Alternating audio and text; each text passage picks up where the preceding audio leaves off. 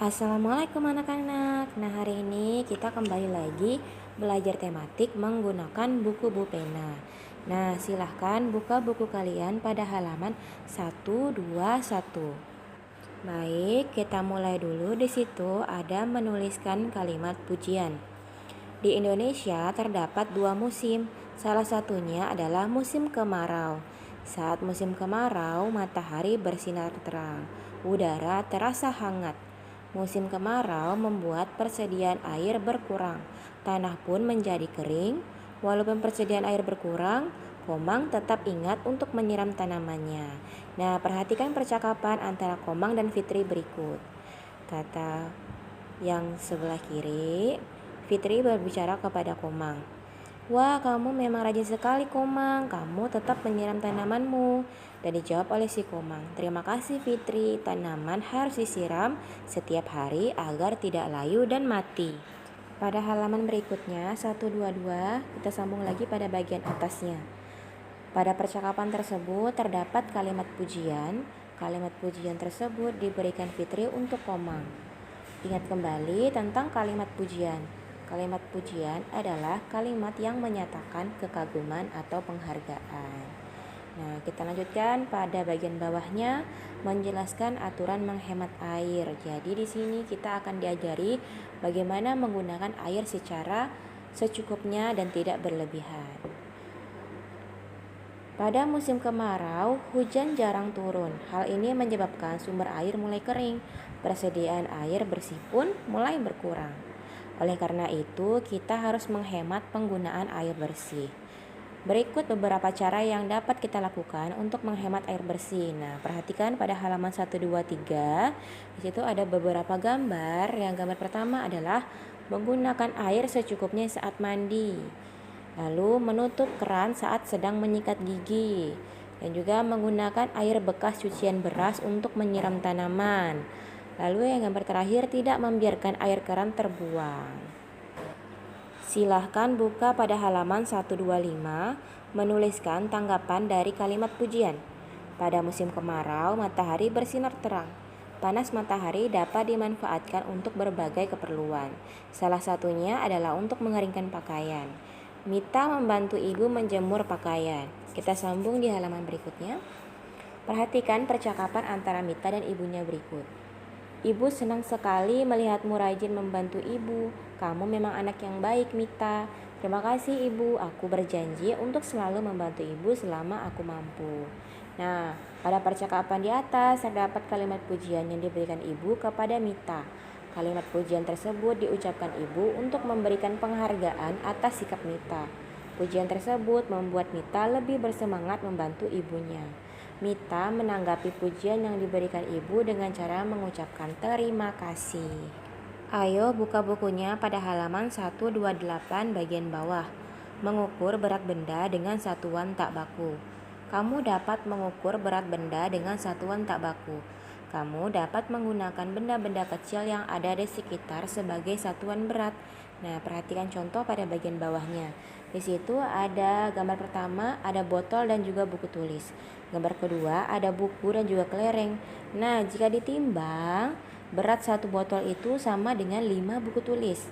Sedangkan berat buku tulis itu setara dengan atau sama dengan 7 buah kelereng. Nah, jika kalian ingin menimbang, silakan gunakan barang-barang yang ada di sekitar kalian. Tapi untuk proses menimbangnya, kalian harus memperhatikan agar garisnya searah sama sehingga berat kiri dan kanannya sesuai.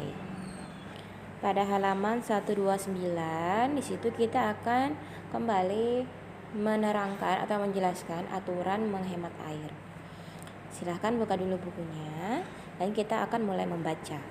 Nah, di rumah Jonas terdapat aturan. Salah satunya adalah aturan dalam menghemat air. Saat musim kemarau, sumber air di rumah Jonas mulai mengering.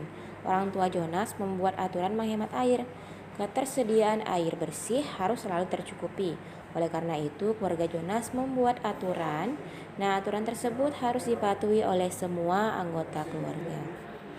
Pada halaman selanjutnya, berikut adalah beberapa aturan menghemat air yang dibuat oleh orang tua Jonas. Yang pertama, menutup keran saat tidak digunakan. Yang kedua, tidak membiarkan air keran terus mengalir saat menyikat gigi atau mencuci tangan. Ketiga, menggunakan air bekas mencuci beras untuk menyiram tanaman. Keempat, memandikan hewan peliharaan di pekarangan rumah yang berumput. Nah, di sini caranya kurang lebih dengan tahap yang pertama tadi untuk menghemat airnya. Jadi kalian di rumah juga harus mencoba menghemat air jika sudah mulai musim kemarau tiba. Karena kadang-kadang setiap daerah itu berbeda-beda sih. Tapi kebanyakan juga setiap daerah itu kesulitan air bersih, mungkin airnya tidak mengalir atau air yang mengalir malah air yang kurang bersih seperti itu. Ayo buka bukunya pada halaman 132.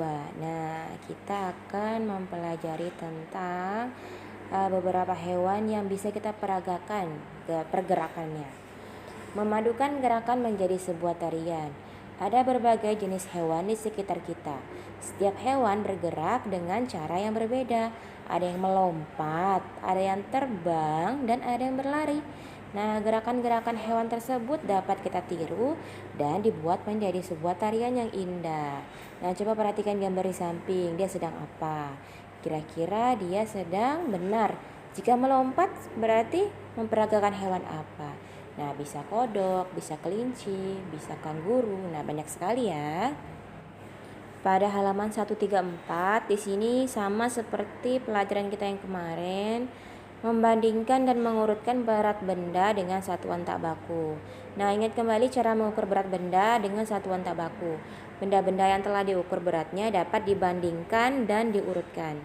Nah, coba perhatikan gambar yang pertama. Di situ berat sendok sama dengan 4 kelereng, berat buku sama dengan 7 kelereng, sedangkan berat gunting sama dengan 6 kelereng. Gunting lebih berat dari sendok. Gunting lebih ringan dari buku. Benda yang paling berat adalah buku. Benda yang paling ringan adalah sendok. Urutan benda dari yang paling berat adalah buku, gunting, dan sendok. Nah, ini sudah pernah kita pelajari sebelumnya, kalian hanya tinggal mengulang saja. Lalu pada halaman berikutnya, untuk mengukur alat ukur berat tak baku. Pada halaman 137. Kita mulai baca pada bagian atas. Alat untuk mengukur berat benda adalah timbangan. Kita dapat membuat timbangan sederhana. Timbangan dapat dibuat dari benda-benda di sekitar kita. Nah, perhatikan gambar berikut. Yang pertama, dia menggunakan gantungan pakaian. Gambar kedua, dia menggunakan sebuah penggaris. Timbangan seperti gambar di atas dapat digunakan untuk mengukur berat benda. Benda yang akan ditimbang diletakkan di satu sisi, satuan beratnya diletakkan di sisi lainnya. Jadi ujung dan ujung. Ingatlah, jika akan membandingkan berat benda, gunakan satuan tak baku yang sama. Silakan buka bukunya di halaman 138. Di sini kita akan bahas sedikit tentang menghemat air, tapi itu di sekolah. Jika tadi kita sudah menjelaskan aturannya untuk di rumah, yang ini kita akan menjelaskan untuk di sekolah. Menjelaskan aturan menghemat air bersih di sekolah. Nah, pada musim kemarau persediaan air berkurang. Tidak hanya persediaan air di rumah, tapi juga di sekolah. Oleh karena itu, penggunaan air bersih harus dihemat. Nah, contohnya adalah seperti berikut. Gambar pertama, menghemat air saat mencuci tangan. Gambar kedua, menghemat air saat menggunakan toilet di sekolah. Gambar ketiga, hemat air saat menyiram tanaman di pekarangan sekolah. Ayo kerjakan tugasnya pada halaman 140, 141, dan 142. Kerjakan di buku latihan kalian, hanya jawabannya saja. Lalu, Ibu harapkan kalian tidak menumpuk tugasnya. Yang kemarin-kemarin Ibu harap sudah dikerjakan ya. Jika kalian menumpuk tugasnya, maka nanti akan semakin banyak tugas kalian. Jadi, jika Ibu sudah memberikan tugas, maka harus segera langsung dikerjakan tugasnya. Nah, Ibu akhiri. Assalamualaikum warahmatullahi wabarakatuh.